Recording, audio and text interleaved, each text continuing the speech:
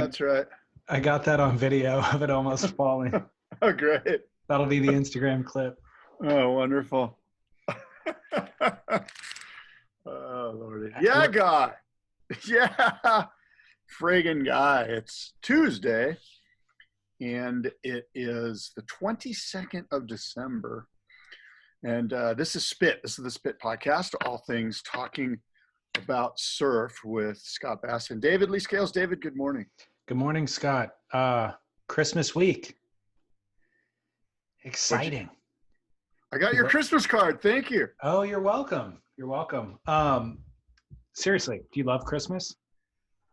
Yeah, I mean, Christmas is an important part of the year. You know, it's sort of like a marking, a time, like a mark on the calendar, and it conjures up certain feelings, and you know, I love it just like I love spring, and I love, you know. So you don't love Christmas particularly well. Easter and July 4th and, you know, Boxing Day and all of these things mark a certain place on the calendar and come with certain feelings and emotions and themes and poems. Wow, Scrooge, Ebenezer in the house. Not even. Wait, so you don't have particular fondness for Christmas? I mean, Christmas is, I would say, the favorite holiday for the vast majority of people. You don't feel the same way? I mean, I don't not like Christmas. I love Christmas. I like Christmas, but I don't jump out of, you know, I don't. Who hurt you?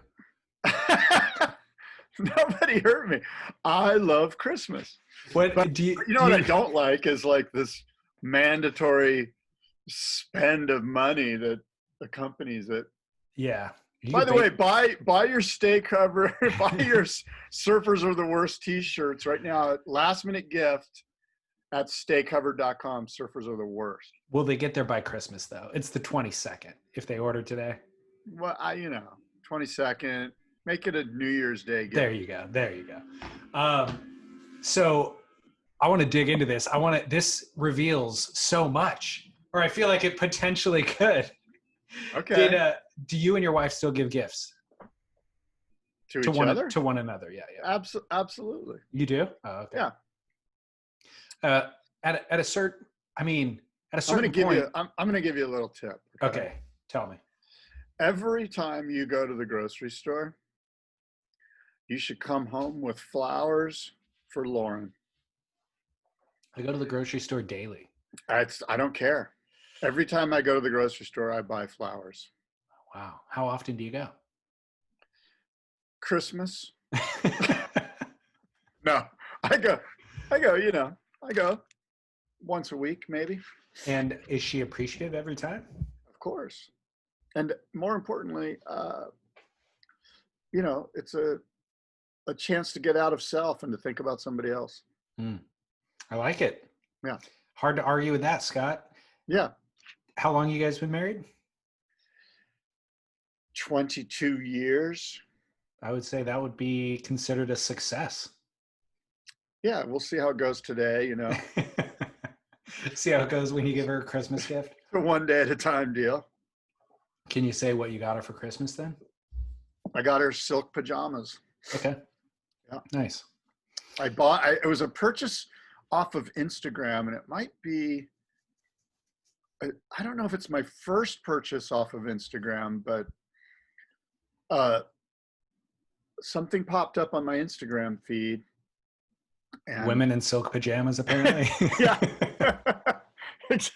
Exactly. So anyway, this Lunya, Lunya, Lunya, this brand popped up as a promoted ad. And I was like, oh, my wife loves silk pajamas. And so I used Instagram to make a purchase. Have you ever used Instagram to make a purchase? I have, actually. I've been loving it. I think their algorithm is smarter than I am in a lot of ways. Like, it knows that I happen to need a new pair of shoes because it knows the last pair that I bought was 2 years ago, you know, or whatever. And it starts feeding me stuff before I even know that I need it. With reputable brands, I'll just go it'll advertise to me on Instagram and I'll go directly to their website and make the purchase. But there has been a few brands I've never heard of that pop up and it's like, oh, I would want that.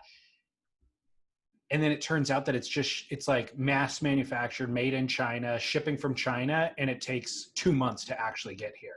And I'm looking for a tracking number and it's on some third party crazy shipping site that I've never heard of before. And I feel like maybe I've been taken, and then eventually the product shows up. Yeah. So some of it's a little more sketchy than others. Some less than reputable companies are using the algorithm to promote and market their product. But no, side note question. Have you ever worn a pair of silk pajamas? No, I haven't, but I'm looking forward to the day that I do. When you're sitting in the car outside of Trader Joe's in your silk pajamas, not going in, shaking your cane at all the people. That's part of my Walmart disguise. I go silk pajamas, glasses, and a beanie. Nobody will know. I got lots of feedback about our Trader Joe's commentary. Everybody loved it and fully agreed with you. Yeah, it's a known thing. We need to make a phrase for it. I'm not sure what we call it, but it's, it's a mindset that occurs at Trader Joe's, and it's scarcity sets in. How is your Christmas going to be different with COVID? Well, what we got for Christmas from my sister-in-law was she purchased us dinner from Ranch 45. Now, I don't know if you know anything about Ranch 45, but they sell these wonderful, they have a deal with a meat provisioner called Brandt Beef, B-R-A-N-D-T beef.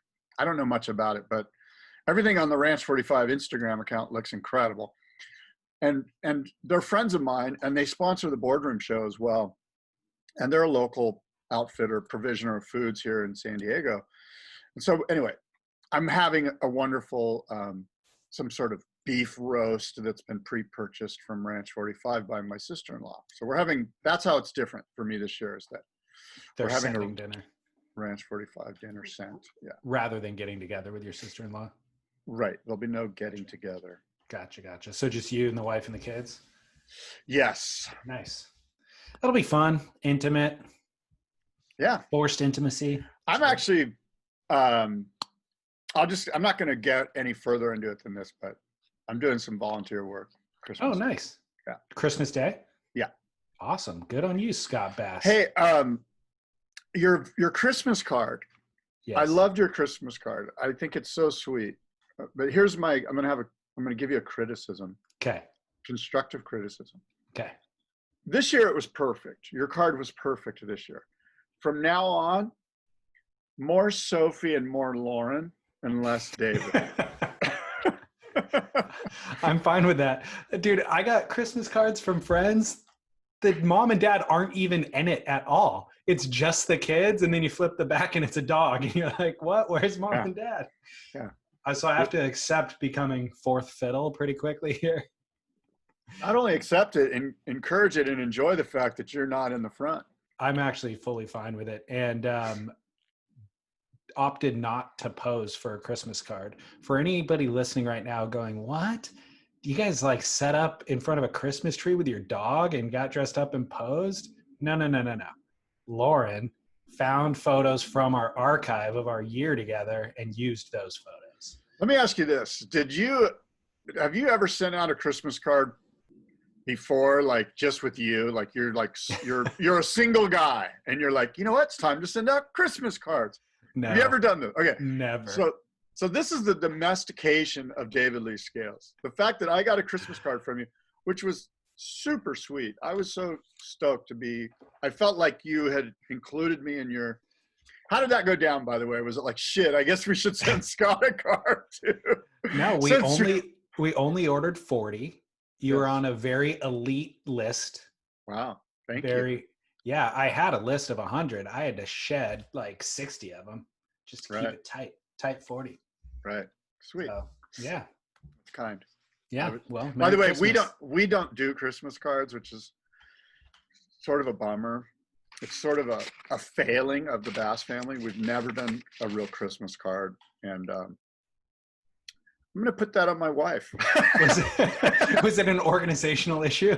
No, just that we're just, we both work. We're so busy. It's like we can barely get around to, but it's one of those things where if you don't send out a Christmas card, you start to year after year get fewer and fewer Christmas cards yourself, Yeah. Which is also just part of the world we're living in now. Like people aren't really mailing things as much anymore. Yeah. But my mom, so I have 3 brothers. My mom has 4 boys, no girls. And she would always get, as we kind of moved out of the house, she would always get us all back together at some point around Thanksgiving, make us take a photograph, even coordinate our outfits. And then she would send out those Christmas cards. But it became increasingly hard as we all grew up, harder to organize our schedules. And before long, we're doing it on December 15th. And then she's got to order the cards as quick as possible and try to get them out as quick as possible. Then I have a brother moved to Italy who's in the military. Another brother moved elsewhere. And then she starts photoshopping people in together. And it just became such a mess. And then at some point she's sending them out at the beginning of January, and they're Christmas themed still. It's not like it says Happy New Year. It says Merry Christmas, but it's going out in January. And Will is like photoshopped in and his lighting's entirely different. And so we abandoned that probably a year or 2 ago, but she put up a really good fight for like a decade. Wow, good for her. Yeah. That's sweet. It's these traditions that you held on to that make you feel nostalgic, And I will argue with you. I will argue that Christmas does stand alone. Christmas does in no way can be related to the 4th of July or whatever else that you. Well, are you a Christian? Yeah. Okay. So you celebrate Christmas as the birth of Christ. Yeah, but to me, that matters, but it's bigger than that even. It's universal. It's a time of year that I think offers the opportunity to reflect back, to be grateful, to spend time with loved ones, to shut down work, by the way. Like this week, nobody expects you to return emails or phone calls, so you can kind of enjoy the... So all the things that you mentioned aren't really have anything to do with Christ being born. They have more to do with sort of this winter solstice, the 21st, the shortest day of the year. All cultures sort of look at this time and do with it as they will regarding, I mean, it sounds like you just basically described Thanksgiving. I'm good with Thanksgiving too. But what I'm saying is, if you're talking about dividing the world into groups and like Christians celebrate Christianity, even fewer people celebrate Thanksgiving. Like you could narrow a smaller window down to Thanksgiving. I'm saying Christmas is an opportunity, regardless of religious affiliation, I think, for the entire world to participate in something. And so that's what I think is unique about it or special about it or worth, acknowledging. What's interesting, obviously, is that in the Southern Hemisphere, this is the longest day of the year, not the shortest day of the year. So this idea that, the days are short and it's time to reflect and, there's plenty of nighttime to get together with people only works for half the world. True. Yeah. Anyway. Well, I'm excited for Christmas and this didn't even I'm in celebration mode already. Pipeline. I love pipe. That's what I was talking about. December 8th being a kickoff for the holiday season for me. Pipeline is celebratory. Making notes for it for this show doesn't even feel like a chore. It doesn't feel like part of my workload. It just feels like, sweet, let's just riff on Pipeline, Yeah, no, for sure. I mean, like I said, I'm a fan. Right. I could hear it in your voice. So do we go straight into pipe? That's the only news story I got. Yeah, let's do that. And I'd like to start off with the women's side of the equation, right? Because I want to get your take. And my take on it is that Tyler Wright should not have won the Pipeline Masters. So not to jump to the end of the show, it would make sense if we called John the Duke this week because obviously he finally got his Pipe Masters. Carissa's my Duke. Yeah, I mean, I'm not sure if Tyler Wright should have won the final. She did not. Look, here's the deal, right? They're celebrating this as the first ever women's CT at Pipeline, the first ever Pipe Masters, so to speak, even though it was the Maui Roxy Pro. The first ever, this is the one where you need to cement in sort of foundationally for the women that to win this event, you need to get tubed. And it's not like there weren't tubes to be had out there. And Carissa Moore certainly got one. Yeah. And I think that Carissa Moore should be the pipeline master for the one that got tubed. The two waves that Tyler Wright got, we all saw them. They were hideous. The first wave was her first wave was pretty cool. She did some good turns, Tyler Wright style, whatever. The second one was horrific, and she should not be crowned the pipeline master. Now, maybe she's not. Maybe she's the Roxy Pro champion, and they're not. And it's sort of weird. Maybe this wasn't the first women's pipeline masters because the entire draw didn't get to go through the pipe event or surf at pipe. I mean, so, in a weird way, it's got a strange asterisk. So go ahead. You're absolutely right. And who was the performer of the event? Unequivocally, Carissa Moore was. So this shows automatically, it shows a failure of kind of the subjective judging criteria. I would argue further, Tyler Wright got a 10 in round or day one in Maui, opening day of competition in Maui. Compare that to Carissa's 9.87 backdoor ride. Carissa's is doubly as good. Carissa's backdoor ride, which wasn't a 10, was way more critical, way more dramatic, way more difficult to ride, just infinitely. And I know that judges are only judging one heat, those waves against one another in the heat, and every heat now becomes a new kind of judging criteria. But still, you have to recognize, if you go back and look at this event and go, oh, there was a 10-point ride, and then you go, oh yeah, but Carissa got not only her backdoor ride, but the couple of other waves that she got at pipe as well. So you're right when you say maybe this isn't the first women's pipeline event because it's actually titled the Roxy Pro. However, this was an absolute opportunity for the women to rise to the occasion. Like one of the arguments about, why do the women not perform to the level of the men at somewhere like Pipeline? And the argument again is opportunity. They don't have the opportunity. And I fully agree that is the reason. But here was an opportunity to step up where actually it's not even titled the Pipeline. This is kind of just going to be a one-off where it's almost a test run. And Tatiana Weston Webb hired Ross Williams as coach, which I think was a fantastic move, obviously. Ross was posting Instagrams the days leading up to it, blocking for Tati at pipe. And Tati obviously she charges. She's charging. She actually got an insane wave and got spit out of it that I did not think she was going to make. So I actually was kind of betting my money on Tati.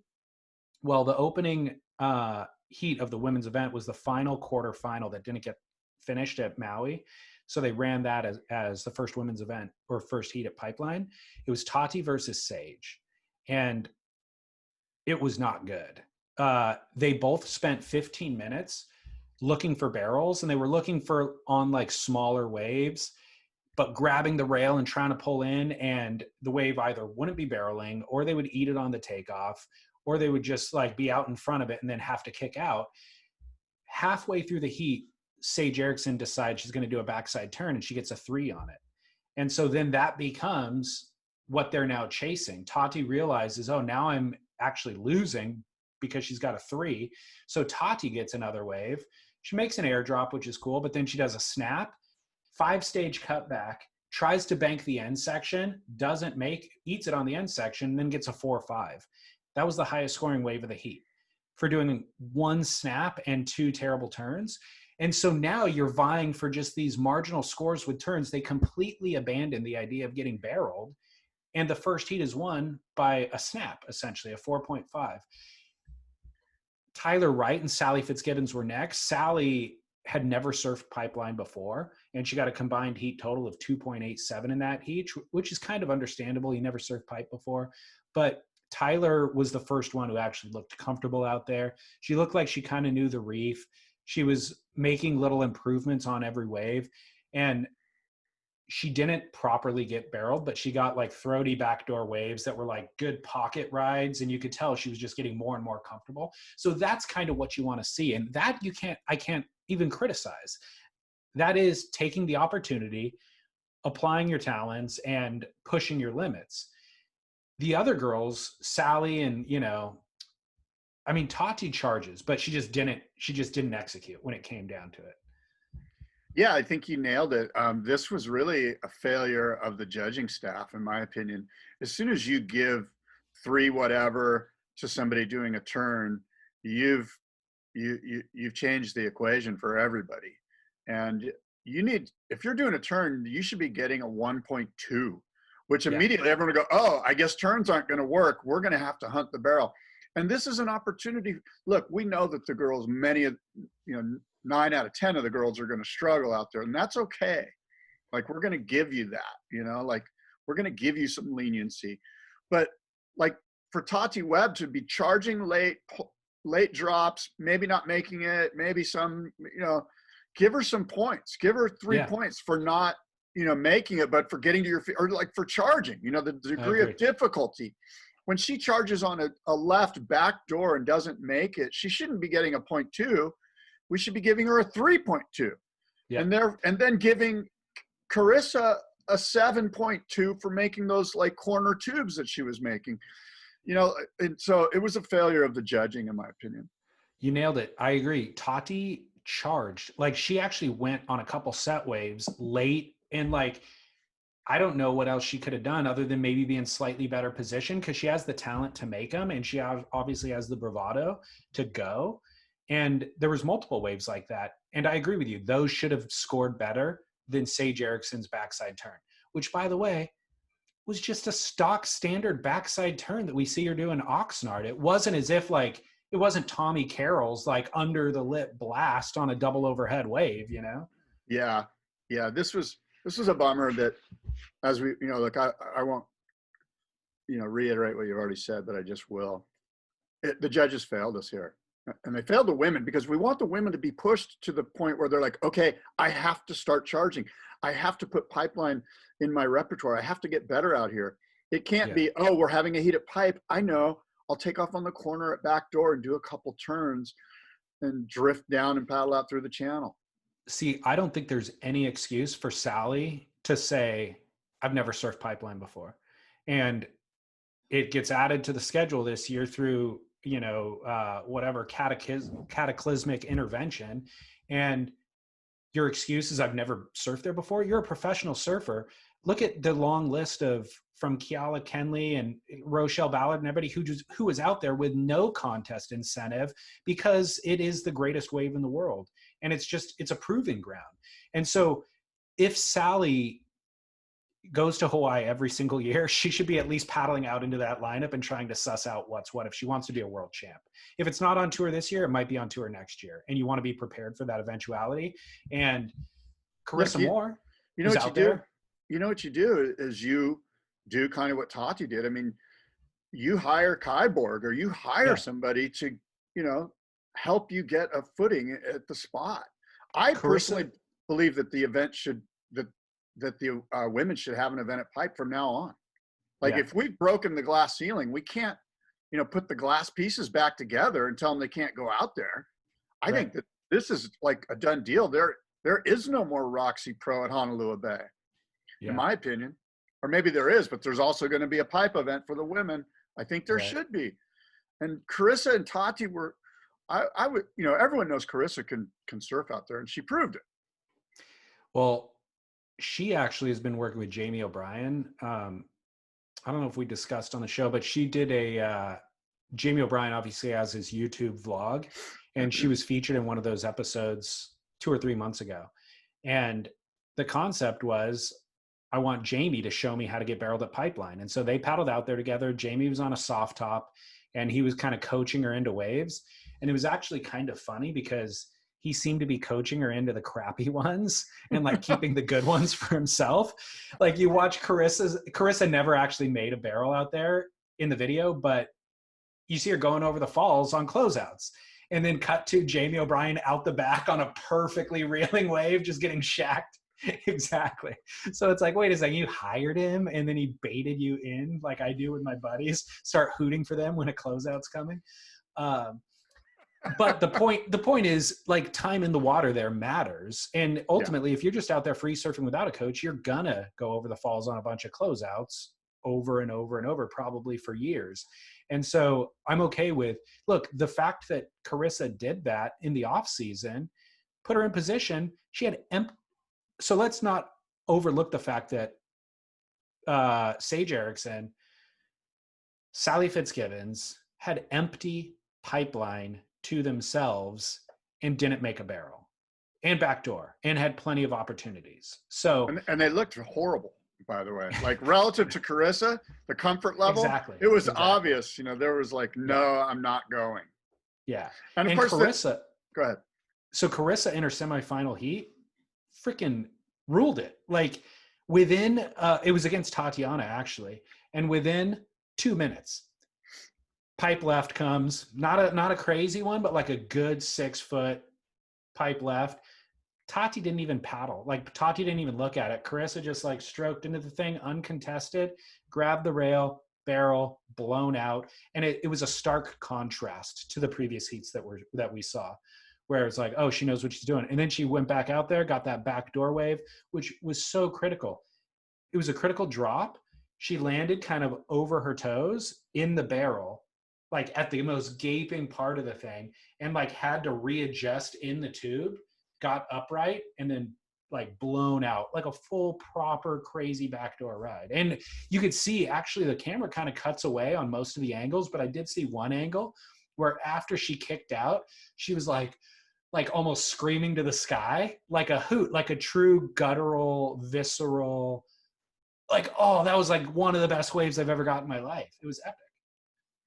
Yeah, I was, like I said, I was really impressed, and also really disappointed with the other women. So, well, to Tyler's credit, that's how you win world titles. Is she not by not getting barreled, but by knowing that you have 30 seconds left or however much time she had left in that heat, knowing that she needed a small score and going on a wave and manufacturing a score.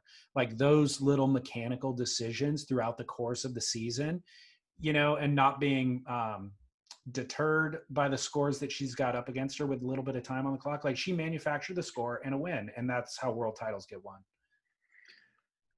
yeah, you're right. I mean, you can't argue with that. It was just that second score in particular was just probably some of the most horrendous surfing I've ever seen in my life. I mean, it wasn't like she did a good turn or anything. No, it looked like a beginner. It wasn't. I mean, so the first, it was a flat, turn, mushy wave. If you want to call it a turn, was just like her feet were in the wrong place. It was just, it looked horrid. And I agree. So the problem too with that was Carissa had just gotten another backup score. I think it was a left at pipe, and put her in the lead position with Tyler needing a new backup score. Yeah, and she needed like a 1.9 or something, or 1 point something, and she got like a 3 something.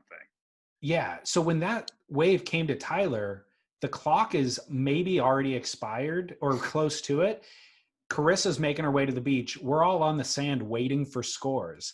And so when you have that level of anticipation and drama building up and it's the final and you're at pipeline, but the person, surfed a mushy wave for like, and you surfed don't it want bad. She and didn't surfed surf it bad. It good. And Carissa's last wave was a pipe barrel. Like it's hard to justify that score for Tyler. Yeah.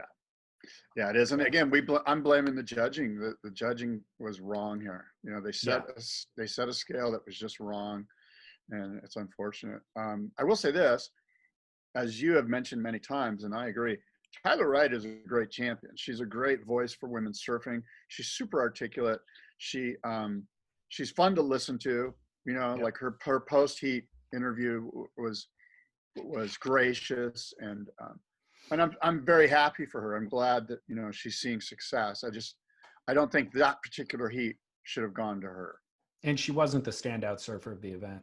Yeah. But I agree. Like at the beginning of the event, I said, day one, I said that to you. I was like, dude, she looks unstoppable.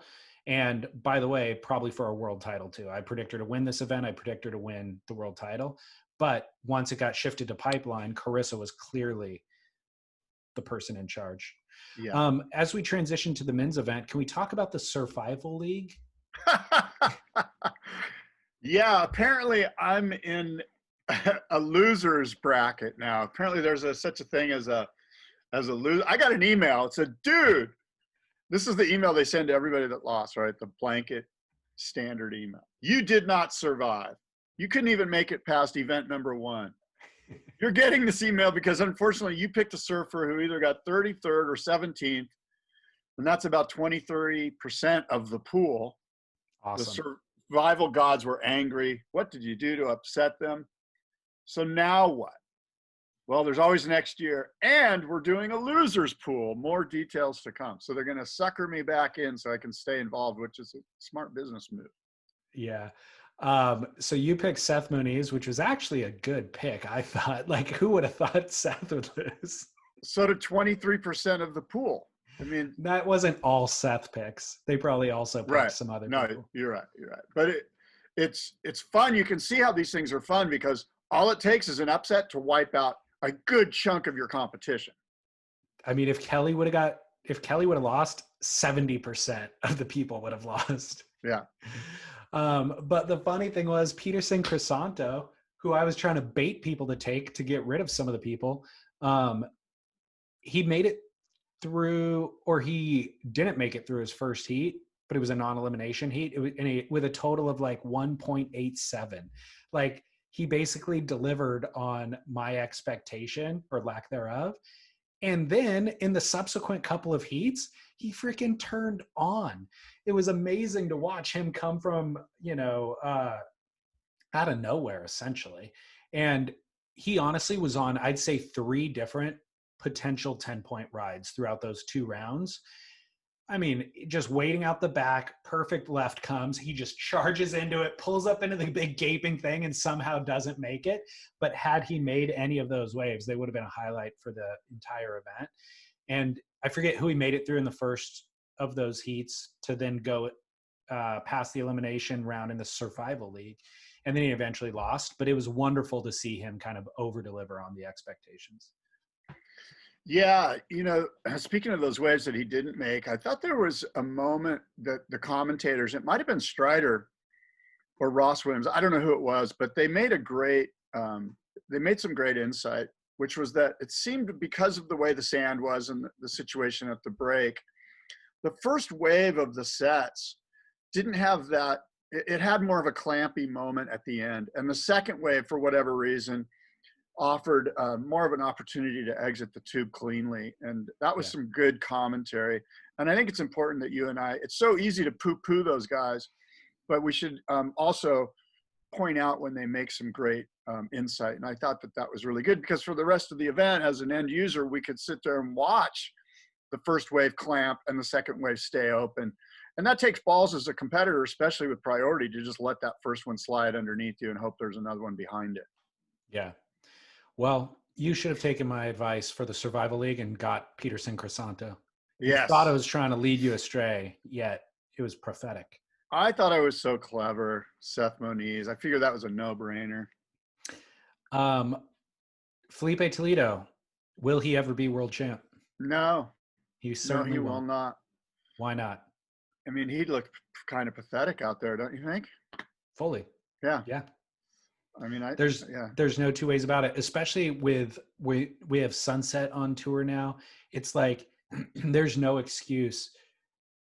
I mean, he just needs to spend more time in Hawaii. Like, there's no excuse to not pull an Adriano and spend 2 months there, and just focus on Pipeline. And by the way, I hope that I'm wrong, and I know that you hope you're wrong. There's nothing we'd rather see than Felipe prove us wrong and put in the hard work and turn from, just turn into a charger out there, and I think it can be done. I mean, Jeremy Flores is a great example of this, I've said many times, I know you'll recall that there was an event at Chopu and the waiting period was over and the surfers were voting on whether to continue it because there was a swell the next day. And Jeremy Flores was like, no, let's cancel it. And all of the other guys, including Andy Irons, basically said, what? we're doing this. And for whatever reason, years later, Jeremy Flores is this guy we can count on in solid, churning, mean, powerful surf over shallow reefs. So that's what Felipe needs to do, is he needs to put in the time. And it's really it's the last piece of the puzzle. Totally. Yeah, it's a headspace shift for sure.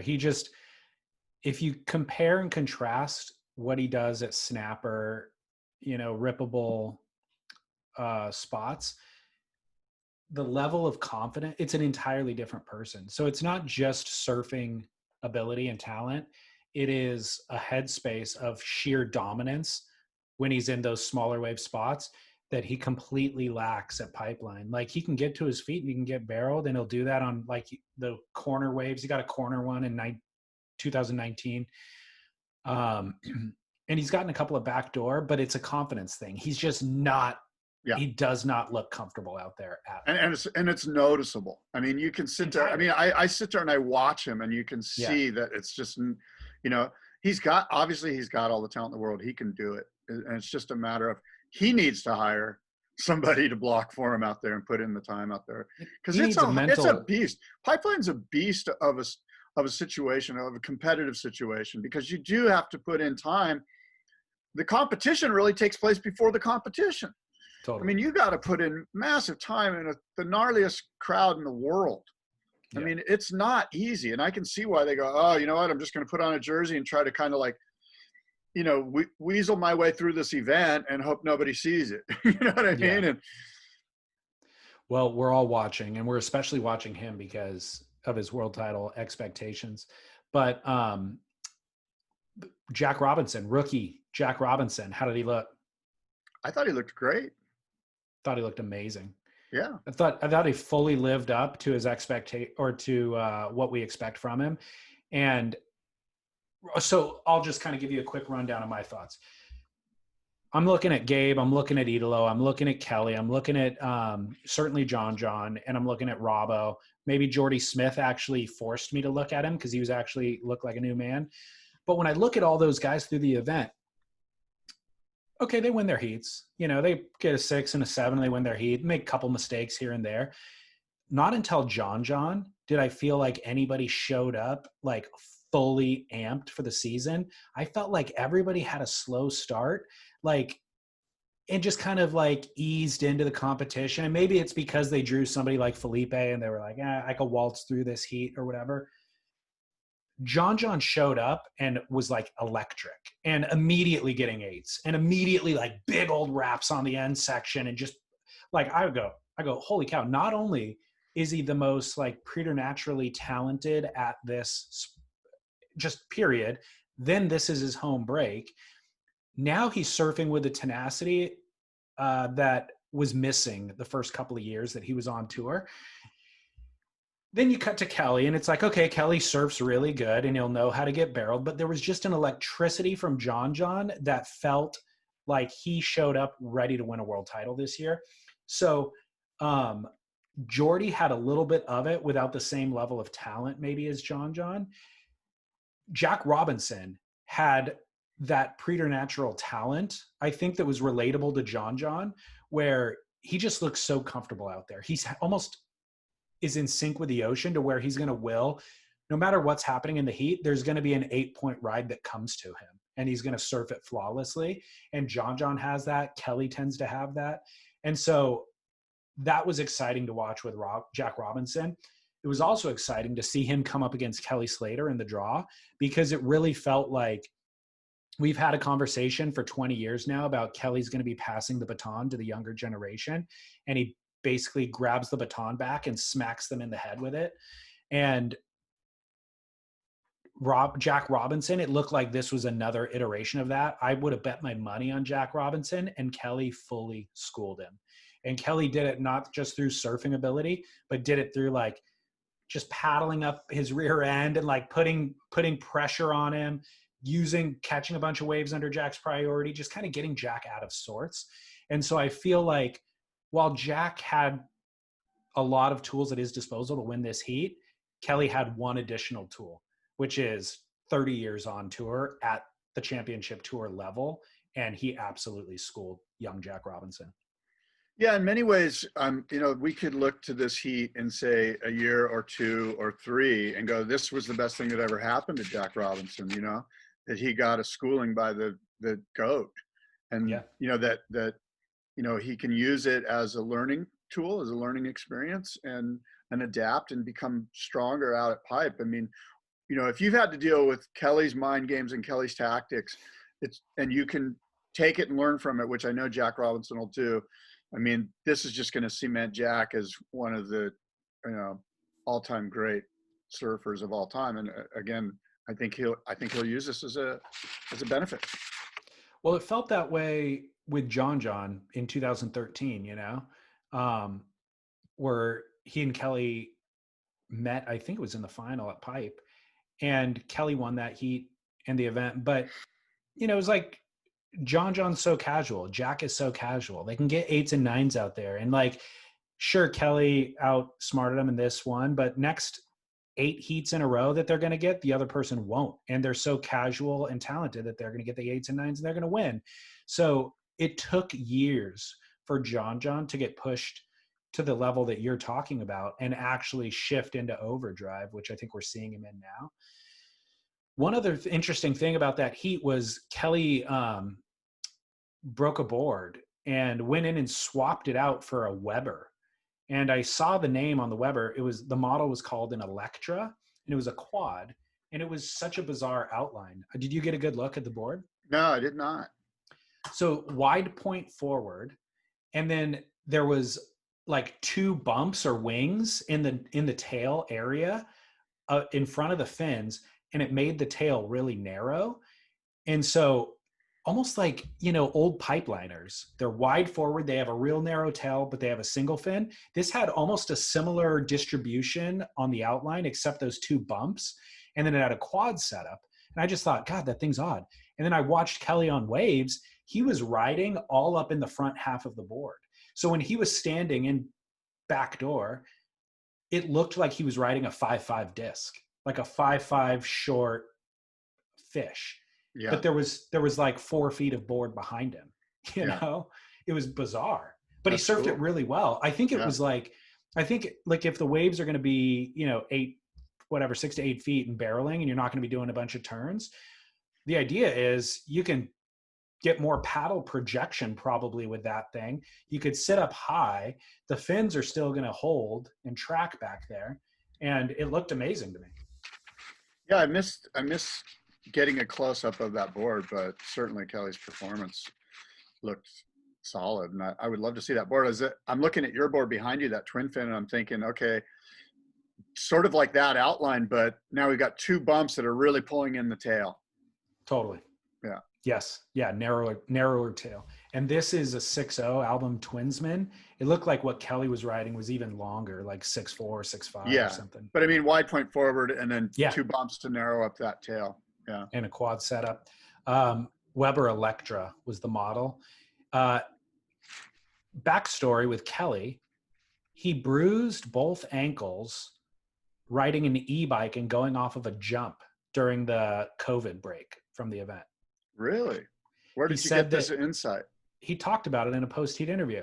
Oh, and he cool. said that if the contest would have run, it got shut down because Eric Logan contracted COVID.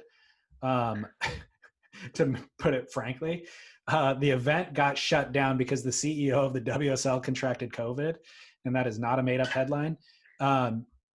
During that downtime, if the event would have run, Kelly said he wouldn't have been able to surf because he injured those ankles going off a jump on an e-bike. Good for him. Good for him. Bad for him. Why? And then re-injured them at Pipeline the night before this heat. So it was like, dude, stay off. Like, what are you doing? You're clearly not going for world titles. We know that much at this point. Are you even trying to win events anymore? Like, what's going on here? Well, you know how Kelly is. I mean, it's almost like the more he doesn't really care, the better he does. And as soon as he has to put on the, oh shit, let's get serious, he puts a little bit too much pressure on himself. Maybe, but you shouldn't be riding an e-bike. First of all, you shouldn't be riding an e-bike, period. Secondly, you shouldn't be going off jumps when you're 48 years old. and third, don't do it in the middle of the event at Pipeline. Are e-bikes, like, what's the deal with e-bikes? Are they just lame? It's an electric bike. I mean, when I was growing up, a bicycle was used to get exercise. Right. So an e-bike is a very different thing. And that's my only gripe. You know what's fascinating is the e-bike culture at lowers and uppers in that whole area, because I don't know if you were around, but there was a time, I think in the 90s, when it might have even been in the 80s, where there was a guy who had like a moped, and he would, or some sort of electric vehicle, and he would tow you from the parking lot down to lowers, and you'd tip him or give him money, and he would just do laps. And of course, everyone got pissed off and shut down the concept of being able to use a motorized vehicle to access the state park that way. And that got shut down, and all of a sudden the e-bikes just sort of started to slowly show up, probably 6 or 8 years ago or whenever it was. And now e-bikes are like, oh well, what are you going to do? They've sort of like, there's too many to shut down. There really are. And it makes perfect sense for something like lowers.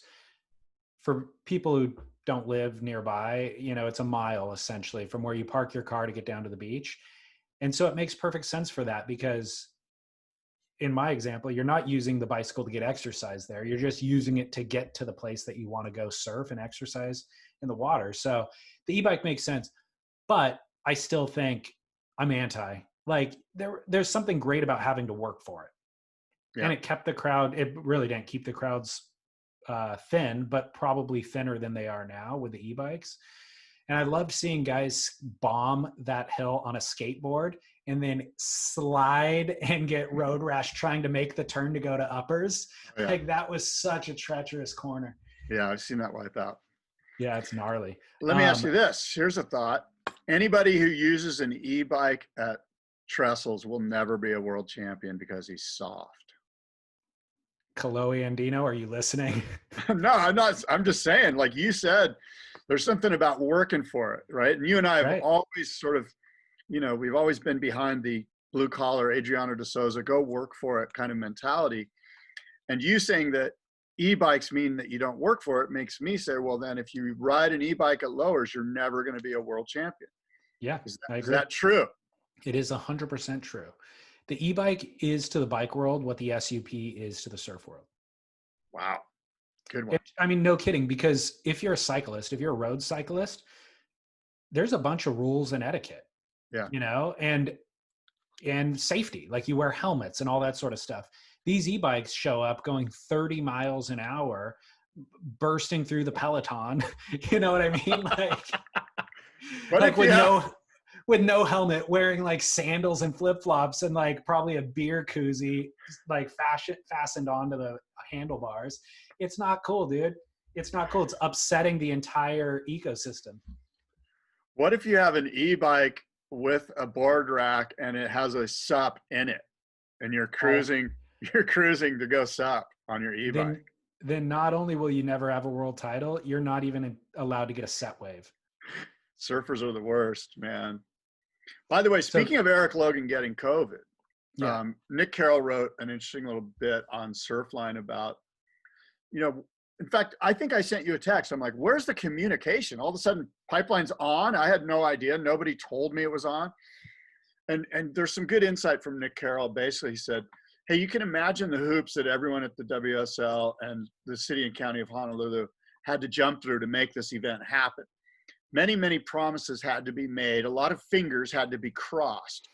Sadly, nobody was able to consult with the virus itself. SARS-CoV-19 was not on board with these promises and permits, and its sudden presence caused a lot of angst behind the scenes. The Department of Health's checks found no further infections, and they quickly green-lighted the event for resumption. However, the permitting authority, i.e. the county of Honolulu, and a number of political figures, probably the mayor, were totally furious about this. The WSL found itself walking on tiny little eggshells, given the green light or not. This is why they dared not say a word for 5 days. because they were worried that the wrong words said publicly might cruel a pitch that suddenly looked very delicate. No professional surfing contest had carried the weight of this one. It was a resumption of a tour that had given up on the year altogether back in July. This event had to work. So a pretty good insight there. Okay, go ahead. I like Nick. Yeah. I disagree with him entirely. Right. You need to give us updates. I honestly, I'm disgruntled. I invest so much time. They're asking, I'm their client. I am their core audience. I will watch every minute of the comp. I will buy what they're selling. I rearrange my work schedule, my personal life just to watch this event. If you don't have the courtesy to update me and tell me, number one, how's the health of the people who contracted COVID? Number two, are we going to extend the waiting period of this thing potentially? When do you expect that we might be able to run it? These are just basic things that they should do a morning show every morning and go, hey, here's the update. We're still talking to the city. We're still talking to the Hawaii State Health Department. Our lawyers are looking into the contract for our film permit, and they're negotiating with these people. We've tested, everybody since then. These number of people are negative. These number of people are positive. Like basic just status updates like that. Yeah, but I agree that would be the right thing to do. For your customers. Right, but you understand, of course, that if they did any of that stuff, they're walking on eggshells. They've already pissed off people that are in power that can pull this whole thing in a heartbeat. And you're saying it's worth it to risk that. You'd rather have updates in a canceled event than no updates in an event.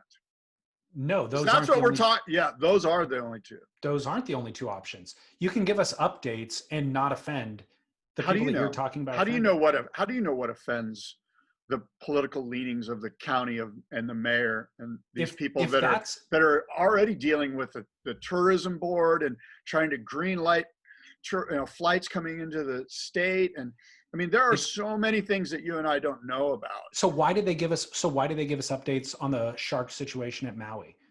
They come in the morning, they go, hey, we don't have any information. There was a 56-year-old surfer from Lahaina. We don't know the status of their condition. They made it to the hospital, and we're not going to release their name. We'll give you more information when we have it. I mean, that's not the WSL's, place to tell you about the update of an accident. Exactly. So they say that. They come and they go, hey, here's our face. We know you're waiting. And so we're going to validate the fact that you're waiting and that you rearranged your schedule and tell you that we don't have any information. Yeah, but this is this actually is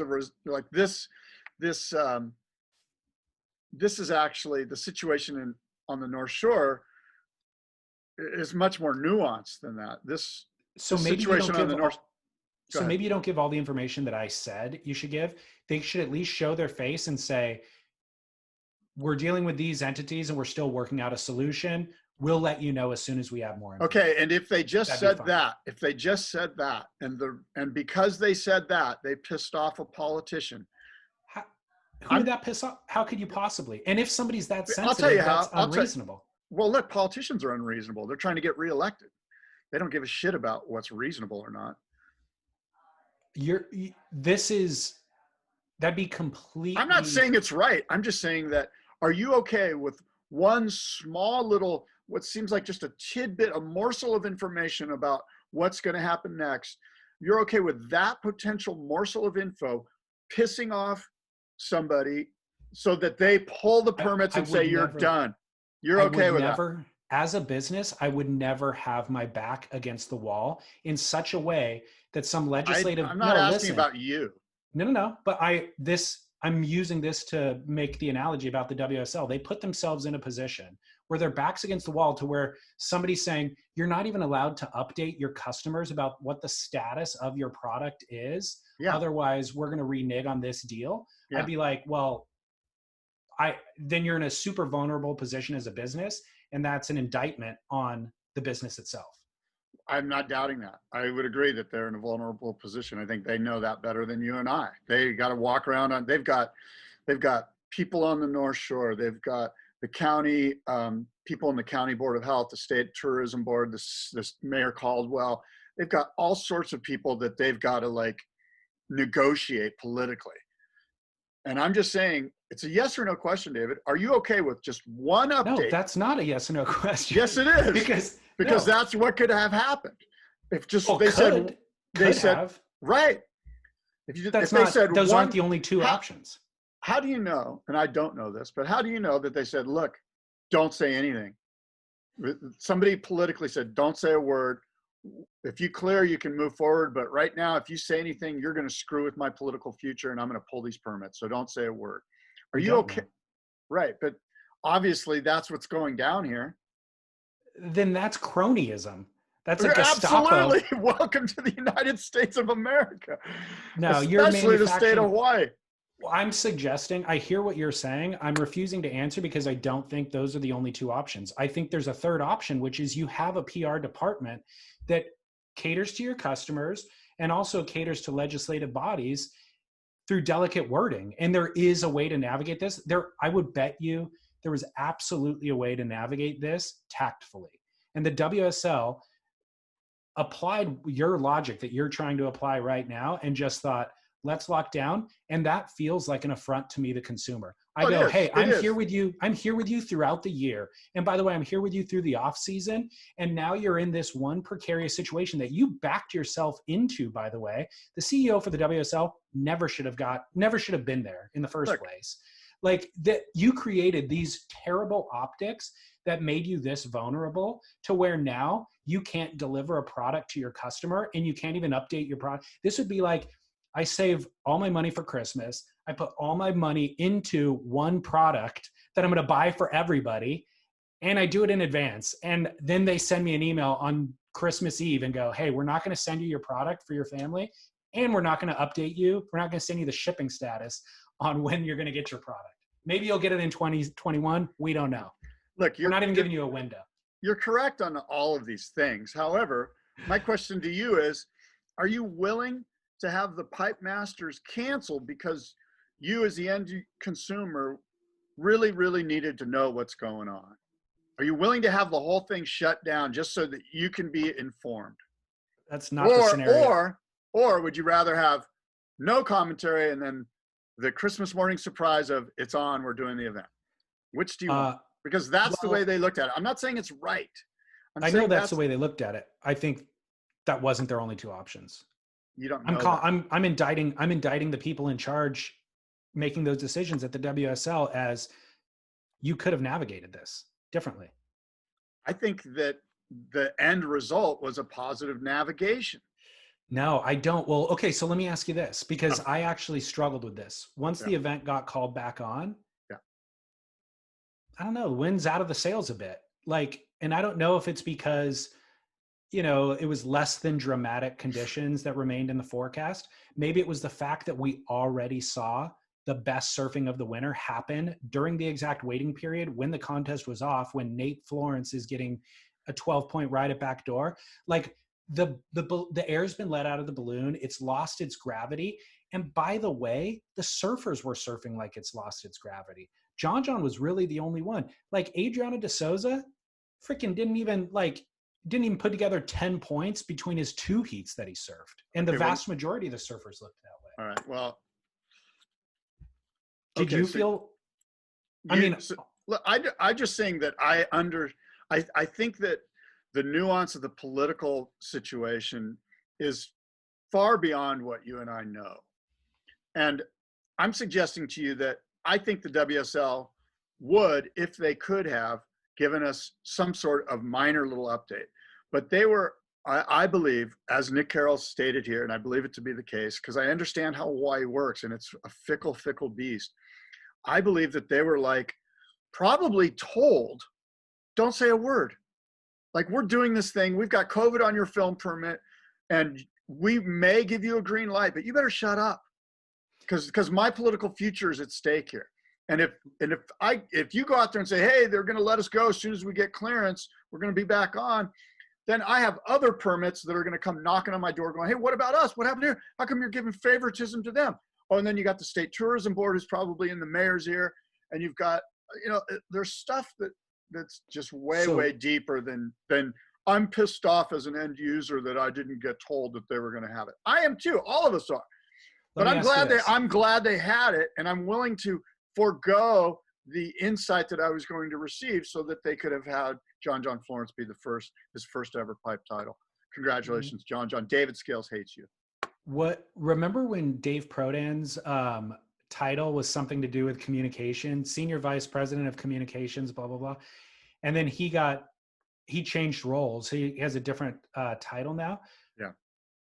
Who's in charge of communications? Who's in charge of PR? Like, is there even a department now?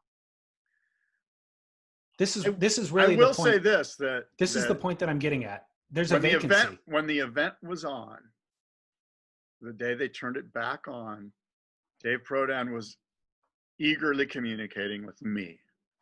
And that's rare. I mean, it's not rare, but sometimes Dave goes silent because he's busy and he's got somebody else doing it. I think there's another person right below him. But anyway, my point is that the communication, I was asking him about, is there an extension of the waiting period? And he and I were communicating actively and aggressively on text. So what I'm getting at is that it's obvious they wanted to communicate. They just couldn't. They were told by powers greater than them, if you communicate, it could be really bad for you. I think there's a void in the structure of the company for that PR communications department, and there simply wasn't a plan in place. Here's what I'll ask. Okay, so let's say you're right. I acquiesce. Why not tell us what was going on? Are you applying for a job right now? It sounds like you're applying for a job. You'd be good at this, by the way. Why not, when the event restarts, tell us what happened? Well, you can't just the night before. You got me there. You got me there. The night before, they started the event on Thursday, right, of last week, or restarted. Yeah. Wednesday night, they send out an Instagram, which, by the way, I'm pissed. You need to get hired. Eric, hire this man to be your communications director. So on Friday, they said, we're going to suspend the event. Not only did they not give us an update on the event, they didn't even post a social media post about surfing at all. Usually they're reposting little funny things that happen. Like they would have reposted Nate Florence's backdoor bomb. They didn't post anything. It was full radio silence about, this is supposed to be the arbiters of surfing, period. And they're not posting anything. Anyways, how would you feel if they posted like some little short interview with Coco Ho? You'd be extra mad. You'd be like, they give me that, and they're not going to tell me what's going on with. You'd like radio silence is radio silence. We're going dark. I don't know. We're not. You guys are.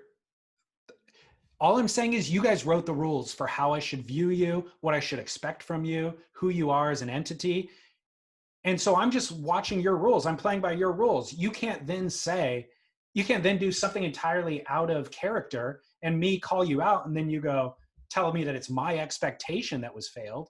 You're the ones who set the expectation. Dude, you're the king of nuance. You're the king of nuance. You're the king of, it's not always black and white. You're being extremely black here. No. And this isn't going to be healthy for you and Lauren. You need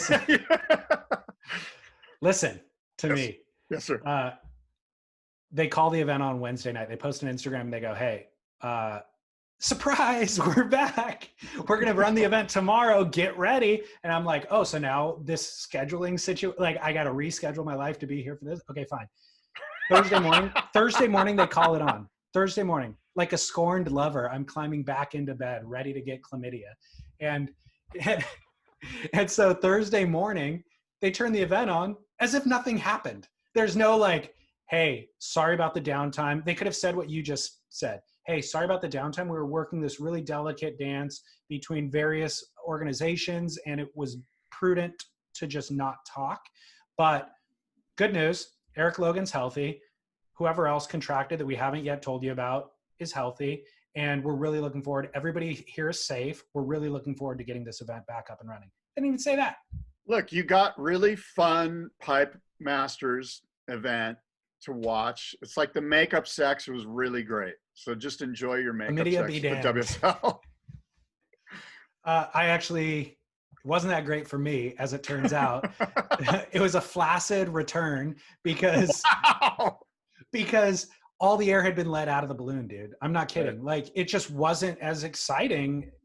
Like, I lost interest. And by the way, you shouldn't be, the PR move that I was talking about Mm-hmm. isn't because I'm a baby and I need to be coddled. Yeah. It's you want to engage, No, they know that. Look, you under want to build normal, up hype, you want to have they engage. ever done this before? Have they ever done this before? Give them the benefit of the doubt this one time. Hey, They failed you. They failed you, obviously. has the head gasket on your car ever blown before? No, it's not something that happens all the time. It slowly deteriorates until the head gasket blows, and then you go, "Oh shoot, I should have been paying attention when the wheels were falling off, or when it didn't start yesterday morning." You know what I mean? Like, literally, it didn't start yesterday. It didn't start for 5 days in a row. Why did I go to my car the 6th day and expect it to run perfectly? We've gone from Departments are missing. We've gone from automobile analogies, sex analogies, like what? I'm just saying. I think it's deeper than you realize, and I sense now, and it's very clear that you would have rather had information with the possibility of completely canceling the event rather than no information. Look, you lost me when you got COVID and you suspended the event. Like, right. That's what that surprised you, huh? You didn't see that potentially happening. I did see that potentially happening, okay. But I'm saying that's where the blame lays. You can't then get 10 steps beyond that and go, hey, me giving an update is going to cancel the event. If you're in a precarious situation where giving an update to your customer about their shipping date is going to cancel your entire business, so that's ominous. That's ominous. You're saying when you get COVID, cancel. So when they get if Sun said if we get COVID, we should just cancel it. No, there should absolutely. That's what you just said. That's not what I said. There should have been. That's what I heard. There should have been. Honestly, how did you not have a contingency plan in place going into this, thinking if we get this, then we do X, Y, and Z, and here's the communication strategy for it? It was almost a foregone conclusion that of the 60 people you bring to the North Shore, somebody's going to get it. You're suggesting that they didn't have that in place, and I'm saying they did have that in place, and I'm suggesting to you that there was powers greater than them that said, don't institute your contingency plan because we don't want anyone talking about it, or it's going to come back to haunt me, the politician, or the tourism board person, or whoever it is that, we need to please if we're going to stay in this state and do business in this state for years to come. We need these people on our side, so we're going to abide by what they're strongly suggesting we do. And although it isn't part of our original contingency plan, now we're going dark because you know what, we got to think about the future. Look, when you look at actually the most successful companies, maybe it's Facebook that's creating, let's say, atrocities. They spin all of those things into positive stories that benefit the business. The Trump campaign, that guy stepped in more piles of diarrhea than anybody ever and spun it into something that somehow benefited him and his business. You know what I mean? Like, the WSL, if they don't have a PR team that can use the information that would potentially be volatile to help grow their business, they need to hire somebody that can do that. Like, that's part of business nowadays. That's you, David Lee Scales. Hey, so I agree with you. Hold on for just a sec. Bathroom break. Let's go to commercial, Scott. So you can use the bathroom. There's a lot of coffee going on here, man. I know. I'm not blaming. I'm just want to use the time.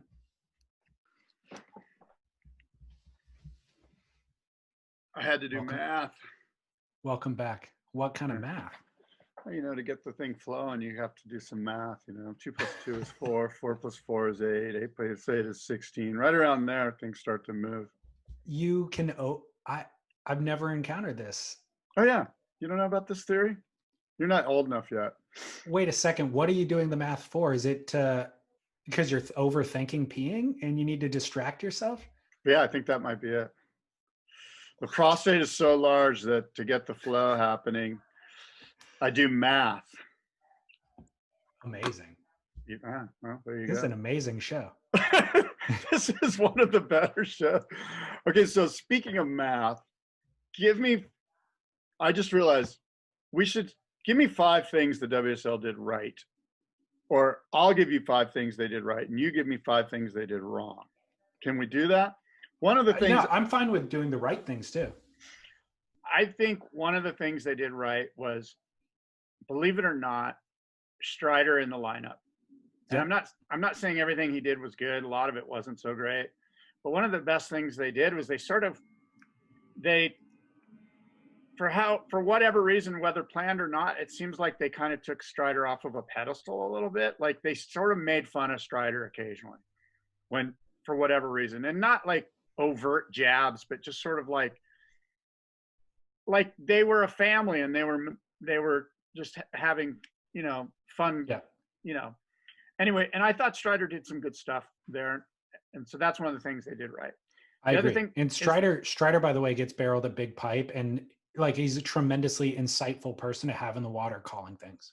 Yes. The commentary, as I mentioned, I thought there was some really good insight. There was some great stuff, as usual, from Ross Williams and Barton Lynch's gold.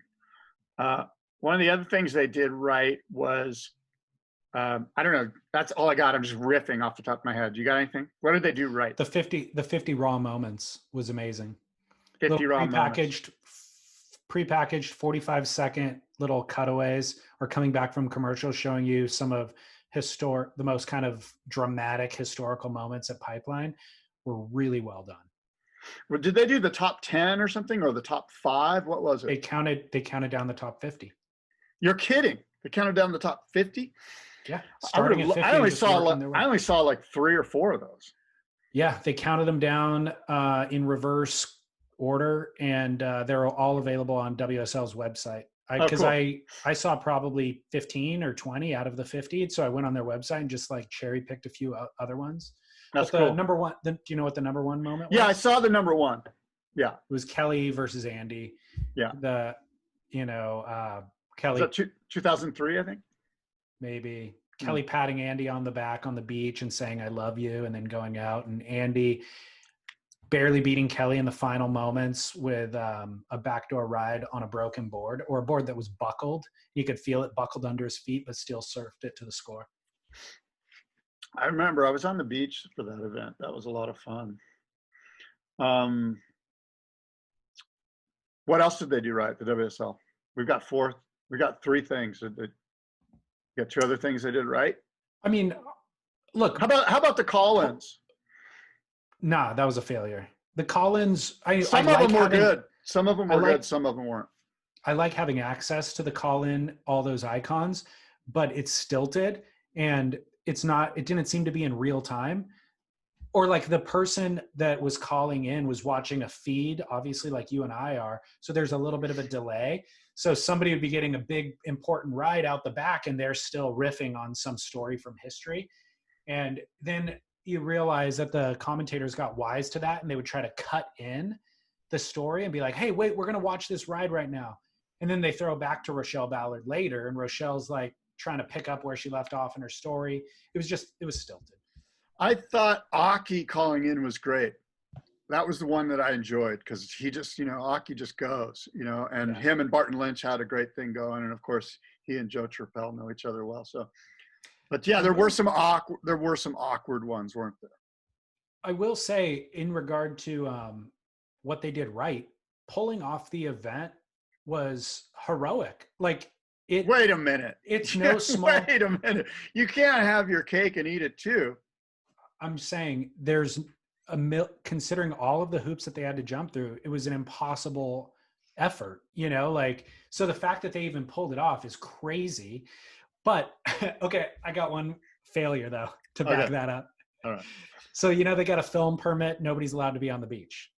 Yeah. Did you look down the beach at Gums? Yeah. There's like 300 people down there. Literally, there's the fence keeping people off the beach at Pipe or Ayuka or whatever. Just beyond that, there's people shoulder to shoulder, nut to butt, 10 people deep along the entire beach, is like this huge horde of humanity, not social distancing. And it's kind of like, again, how much of this is just for show versus are you guys sincerely doing, the medically sound thing? Let me ask you this. This is an idea that's been floating around in my head for a while. Should the WSL just get a film permit from now on? Is that all you need, is a film permit? Like these beach No. permits, these contest permits are super hard to get in Hawaii. There's only so many. They only give out so many. Why not just get a film permit every time? Look, if that makes more sense, go for it. But I think that the idea with the contest permit is trying to create a rock star arena vibe. You can still do that. Who's to say your film permit can't just have hundreds of people on the beach at Pipeline and you're just filming? Yeah, yeah. Cool. Film permit. We might have set a precedent that's could go all the way to the state Supreme Court. Unless you're beholden to all these people that you're talking about that can tell you how and how not to treat your customers. Dude, believe me, if you think that people aren't beholden to the politicians, you're smarter than that. Come on. Regarding the surfing in the event, how'd you feel about Gabriel Medina? Well, I mean, we were treated to the perfect semifinals, right? John versus Slater and Gabe versus Idolo. Gabe Medina looks like Tyler Wright, in my opinion. In what way? Well, you remember how, like, he's just not, like, he's unstoppable. But the thing about Gabe is that relative to Tyler, you feel like Tyler went out and gave it her all to win. Gabe, it kind of feels like the first event of the season, and Gabe's like, yeah, I usually start slow. It felt like a slow start for Gabe Medina because he didn't win it. Right. I felt that way too. He was uncharacteristic. He fell throughout the event. He'd pull into a 6-foot barrel that looked totally makeable, and he just didn't make it multiple times. There was a lot of mistakes made on Gabriel's part, not just in surfing, but strategically wise too. He didn't seem to actually be applying strategy. He seemed to just be relying on getting barreled, which will get him through almost, 30, I'd say 27 of the surfers on tour. You mentioned he drew current world champ, reigning pipeline champ, Idolo Ferreira in the semifinal.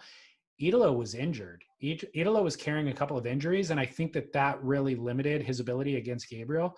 He actually had the highest scoring wave in the heat. He just didn't have a backup score. And Gabe kind of walked through the heat. Like, Gabe really didn't apply. He got like a 7 and a 5 or something, and he made it through the heat. So I didn't feel like Gabe, which, by the way, made me question if this was all intentional on Gabe's part, because we see lots of times we have so much expectation for Felipe Toledo. If he doesn't do a double rotation air, if he just does a crazy air reverse, he's getting a 5.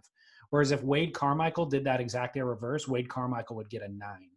And so I was wondering if Felipe or if Gabriel was like kind of throwing it a little bit in the earlier heats where they were inconsequential, so that he could just show up and be Gabriel in the final and the semifinal, and the judges would be bowled over by it. Ultimately, he didn't do either of those things. He didn't do it against Idolo in the semi, and when he had to do it against John, he actually blew his one opportunity. He had a potential 10-point ride in the final while he was holding priority with 5 minutes left when he needed it, and he didn't make the wave.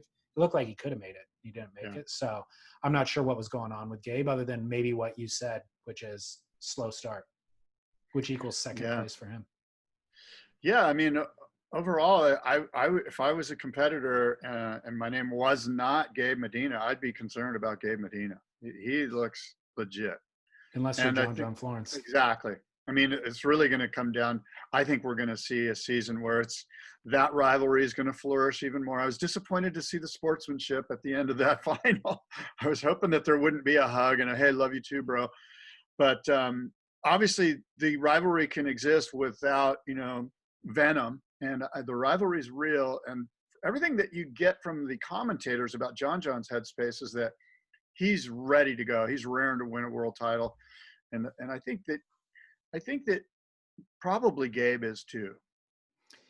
Yeah, I think the rivalry, I think you could see some teeth. If Gabriel lost this year to John, I could see Gabriel developing some disdain. Good. Because Gabriel won his 2 titles when John didn't surf complete years due to injury. John won his 2 titles when Gabriel was presumably trying to win. And so, yeah, on paper it's even. They have 2-2, but I guess maybe Gabriel has a better record at pipeline, so John feels vitriol against that. But now John got one up on him. John's got 2 eddies. On paper, it's all pretty even. So there Not needs to really. be. Based on what you said, I've just created a hashtag, Gabe asterisk champion. Okay. That's the hashtag. Thank you, David. What? Oh, because John was injured. Yeah. John. Yeah. Gabe's championships, his titles came when John Florence wasn't in the field. Those are asterisks. Partially. Yeah. Now, final thoughts that I want to get from you on this is just Kelly Slater in general. Is Kelly going to win a 12th world title? I mean, my heart says yeah, but my brain says no. This might be the best performance we see out of Kelly this year.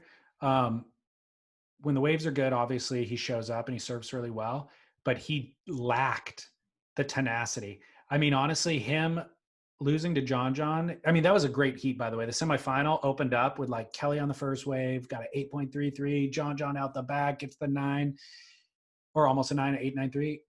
John could have done an air. Instead, he kicks out to make out to the back to get priority, which actually benefited him because the next wave was a backdoor wave that he got a 9 on. So Kelly's left searching for a score the entire time. Kelly, I feel like, didn't surf that heat with the same level of kind of whatever he brought to even Jack Robinson in the heat before. Like what he would have brought with Andy in previous years. You know, like a little bit of that world title desire was missing from Kelly Slater surfing. Yeah. I would agree with you. Look, you know, chances are there will be no more world titles for Kelly. Could you imagine 12 world titles at the age of 48? I would love to. I would love to see it. But here's one questionable thing that I don't know if you caught. Towards the end of that heat, John got a 7-point ride at backdoor. He used his priority. He got a long one at backdoor, and he ended up down the beach. Kelly, now sitting with priority, needing a 9-point something, went on a backdoor wave and fell, which made him closer to the takeoff zone, and he realized that. So Kelly collects his board, scrambles out back into the lineup. John's making his way out to the lineup. Kelly, from what I could tell, made it to the lineup first, but they gave priority to John. So the rule, I think, here states whoever makes it back to the lineup first gets priority, which is the way that they applied the rule earlier when I said Kelly got the first wave, John got the second. John opted not to do the air. He paddled out, and even though John rode the last wave, he still got priority because he made it out to the lineup first. So the exact opposite scenario happened with 5 minutes left at backdoor. Kelly's out the back first. They gave the priority to John. So Kelly's left needing a 9-point ride, and John has priority. Crazily enough, the wave comes with 30 seconds left. So if Kelly had been gifted priority, that wave would have been Kelly's, and it had the potential score on it. It wasn't guaranteed, but it had the potential score on it. John was in position, paddled into the wave, and Kelly, knowing that John does have priority, but also I don't have enough time to get another wave, screw it, I'm just going to burn John and get barreled, and at least I'll get a barrel on my way in. And so Kelly, sure enough, burns John, makes the wave, gets a pretty incredible barrel. Probably not the 9-point ride, but that priorities thing, if it would have been given to Kelly, maybe he would have positioned deeper. Maybe he could have got a 9 on it. Like it had 9 potential on it. So I don't know that priority was correctly called by the judges, and it ended up having tremendous implications. It cost him his 12th world title. And John got a pipe master because of it. Well, you know, father wants to help his son. Did you see that go down? Did you question it yourself? No, I didn't question the priority. I didn't see it as deeply as you did. Of course, I watched the whole event, the whole heat. It's questionable. Yeah, I'm sure it was. And I guess my question to you is, did the commentary team say anything? No. Yeah. Well, they while the paddling was happening, they go, oh, Kelly's paddling out first. He's going to get priority. And then when John got it, they go, oh, that's weird. I think that Kelly should have gotten it there. And then they just moved past it. It could be a situation where the perspective from our angle isn't as ideal and isn't as good a perspective regarding who gets Yeah, out there first. maybe. I know that Kelly probably would have mentioned it. I don't know if they did a post-heat interview with him after that heat though, but Yeah, I thought about that too, because he didn't vocally, like he didn't take to Instagram to complain about it, and but he would, as you know, he would have. would he though? I mean, it's kind of Maybe. you sound like a baby. Oh, I Yeah. lost my heat. John beat me. Like, Yeah, maybe not. but I mean, it looked like he had a legitimate complaint. More importantly than complaining about it, we would like to know, and the competitors need to know, why priority was given to John in that scenario, because we need to know that for the next time that this goes down. Yeah, I guess what I'm suggesting to you is that because there wasn't any verbal backlash or Instagram backlash or social media backlash around this one particular incident, maybe it wasn't as big as you seem to think. I think you were giving the WSL way more credit for an entity that has continually scorned and disappointed you, and you keep being optimistic about what their intentions truly are. Not intentions. Their intentions are great. It's more fumbles that I'm pointing out. Fumbles that are, I think, a result of just there's too many moving parts, and you need probably 1 million people and teams managing them, and it seems to be understaffed. I think what you really want is an entire tour at Lemoore so that it can be perfectly homogenized to your liking. Yes, you know me so well. That's exactly what I want. Hey, let me tell you this. What if I told you Matthew McGivory would be in the top 10 after the first event? That's surprising, isn't it? It's hugely surprising, and he was super impressive, to be honest. He was. Really good surfer. Yeah, that was sort of the surprise. As I look at the top 10, and there are a couple surprises in here. I thought Jordy Smith over delivered on my expectation. Jack Freestone really surfed well. Was not expecting I agree. that. How about if you look at the top 10, if you just look at the tour right now and you think, okay, in 3 weeks, we're going to be at Sunset Beach. I mean, you could see some people in the bottom half, Felipe Toledo. Yago Dora, although I think Yago does pretty good at Sunset. There's some guys on here where you're like Morgan Sibilic, like he's going to have a tough go of it. I'm just assuming that these people haven't spent a lot of time out at Sunset Beach. Maybe they have, but I love the fact that Sunset is the second event of the year, because it's really going to separate the men from the boys, to be perfectly honest. Like, I think Felipe Toledo, he's benefited from the event starting at Snapper every year. And this year he's going to really struggle. He's in 17th right now, equal 17th. Yeah. It'll be interesting after the Hawaii leg here to see how this shakes out. And really the pressure that'll be on those guys that are at the bottom half that normally are in the top half after the first leg of the tour. They're now you have to perform at Snapper, dude. You better pour it at on Sunset. Here. No, I mean after that leg. Like if they go to Australia and, the guys that are normally in the top 10 are at the bottom half of the tour rankings, there's a lot of pressure on Felipe now to get it done. Totally. Do you want to offer survival picks for Sunset so that people can do the opposite? Yeah. I'm gonna suggest to you that here's who's gonna get through this heat. This whatever. How about I'm gonna throw out Yago Dora. That's my pick. Yago. Yeah, I'm picking Yago. Yago. Okay, smart. Yago. Smart. Yago will get through the Sunset. Okay, good. I'll reserve mine. I'll give you mine when we're going into the event. All right. Well, Scott, Merry Christmas. Yeah, I have a must-see moment. Matt Warshaw sent out one of his weekly emails. I'm sure you saw it. Latest Mason Ho edit with Mason and Kelly Slater at VLAND. I think it's the latest one. It's fascinating. I think he just posted a new one yesterday, but yeah, it was this last week. Kelly and Mason switchboards. And of course, it's just perfect, beautiful V-Land. I think V-Land would be, if I could just have one wave to surf for the rest of my life, it might be V-Land. That wave Good is call. so much fun. Good Without call. anybody, of course. Yeah. Yeah. Awesome. Anyway, yeah. What are you Oh, by hoping the to get? way. Huh? What are you hoping to get for Christmas? Did you put something on your list? PlayStation 5? Well, like you, or I'm assuming you do this, but most people I know do this at my age, is that we just buy our own Christmas presents.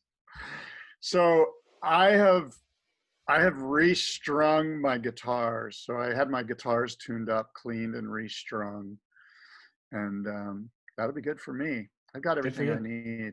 Yeah. Yeah, I don't buy myself Christmas gifts per se, but I buy myself what I need throughout the year. So it's kind of pointless. Yeah. Thank you. I knew I'd get you to say Christmas is pointless. Thank you. Totally pointless.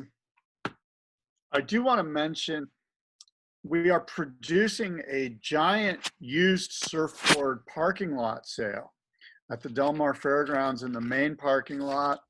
So if you want to sell your used surfboards,